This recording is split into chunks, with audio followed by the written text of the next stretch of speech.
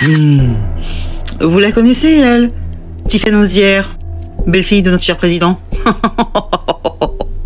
Vous étiez au courant qu'elle a été nommée administratrice indépendante d'une société spécialiste de la transition énergétique? Hein? Je croyais qu'elle était avocate. Je sais pas, je pose des questions, hein. Sauf qu'il y a un souci. Sinon, je vous en parlerai pas, hein. Oui, parce qu'il y a un sérieux conflit d'intérêts. Pourquoi? Parce que l'État, c'est lui qui contrôle en partie le capital de cette société, ainsi que ses marchés, hein. Donc, tout commence le 19 septembre 2023. Le PDG d'Arvern Group sonne les premiers pas de la transition énergétique à la Bourse de Paris. Eh ouais, c'est pas n'importe quelle société. Et ce jour-là, nous avions donc Bayrou et Jean-Louis Borloo et Tiffaine Ozière. Mais qu'est-ce qu'elle faisait là? Eh bien, c'est ce même jour où elle devient, comme de par hasard, administratrice de cette société. Et combien elle touche? Hein? C'est ça qui est croustillant. Je rappelle que cette société de transition énergétique, qu'est-ce qu'ils font exactement? Pour faire court, hein. Ils font donc du forage et de l'exploitation pour la géothermie et le lithium. Expliquez-moi, une avocate, comment la transition, là, je comprends pas. T'as des notions en géothermie? Je pose des questions. Je sais pas, je suis peut-être bête, hein. Donc elle a un siège au niveau de l'administration, hein, et elle touche 62 000 € par an. Une broutille. C'est ce qu'elle a touché en 2024. Voilà. Le jour où cette société rentre en bourse, Tiffaine Ozière obtient un poste d'administratrice indépendante, je veux rien dire, pour cette société. C'est de transition énergétique. Formidable. Surtout que personne ne la connaissait en 2023.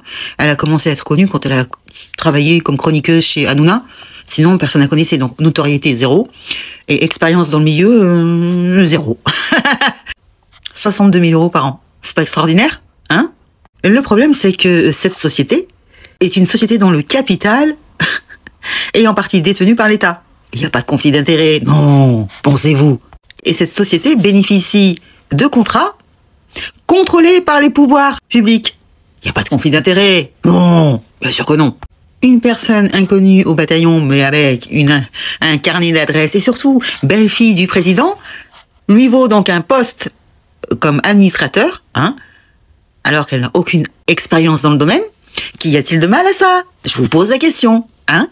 Et surtout, pourquoi on ne l'a jamais su? Pourquoi les médias nous en ont pas parlé? Hein? Bien caché, hein, l'histoire. Si vous voulez savoir d'où vient la source, c'est l'Informé. Vous connaissez ce média?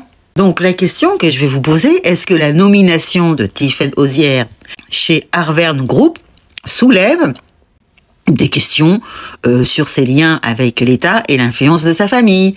Est-ce que ça soulève pas ce type de questions? Et surtout, est-ce qu'il n'y a pas des conflits d'intérêts? Hein? Et écoutez bien ce que je viens d'apprendre.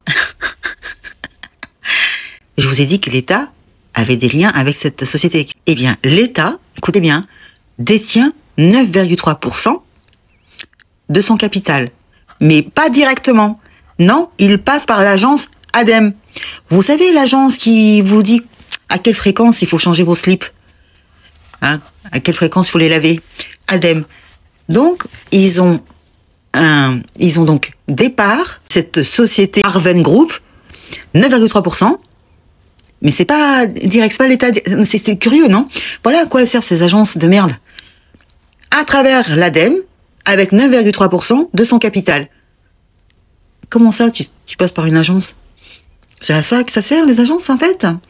Donc, ils ont des parts dans combien d'entreprises, en fait, et à travers ces agences, ADEME, ou je ne sais quelle, AFP, ADP, je sais plus lesquelles, il y en a tellement. Et on apprend aussi que Renault, les voitures, dont l'agence des participations de l'État est le principal actionnaire, possède également une part dans Arvern. Cette situation interroge sur les possibilités de conflit d'intérêts, n'est-ce pas? Toujours selon l'Informé, Tiffaine Ozière est également liée à lui par des investissements personnels. Ah, parce qu'elle a en plus investi personnellement dans la boîte. Waouh, on n'est pas dans le même monde, hein. De plus, l'Informé indique que qu'Arvern dépend de l'État pour l'approbation de ses projets, notamment en ce qui concerne l'obtention des permis pour l'exploitation géothermique et le lithium. Eh oui, il faut avoir un permis pour exploiter des minerais. Donc ça dépend de l'État. Mais il n'y a pas de conflit d'intérêt. Où c'est que vous voyez un conflit d'intérêt? Franchement, hein? Vous avez aussi le ministre de l'Industrie qui s'appelle Marc Ferracci, qui est étroitement lié à Emmanuel Macron. Tout ce beau monde se connaissent bien et s'entraide visiblement. Hein? Ministre de l'Industrie, d'accord. Tout le monde se connaît bien. Eh ben oui, lui qui place tous ses copains. Bon, oh, 62 000 euros par an, qu'est-ce que c'est? Hein? Ça, c'est évidemment le haut du iceberg. Hein? On n'est pas au courant de tout. Donc elle est avocate. Déjà, elle était impliquée dans une autre affaire avec une histoire de Russes, hein, une histoire assez louche et une perquisition. Bon, elle n'est pas vraiment impliquée dans l'histoire, mais enfin, c'est son associé. Bon, on ne sait pas où on est l'affaire. Maintenant, on a cette histoire, d'accord, où évidemment personne n'en parle, hein, surtout pas les médias mainstream. Ça fait depuis septembre 2023. Hein. Administratrice. Bah, c'est bizarre, moi, on me donne jamais ce type de poste. Pourquoi? Et toi, pourquoi hein? Hein? Voilà, t'as compris. Voilà. Allez. Allez, c'est bon, ça m'a gavé. Allez, laissez-moi un message. Hein? Soyez virulents. J'ai envie de... Allez. À bientôt. Ciao. Ciao, les amis.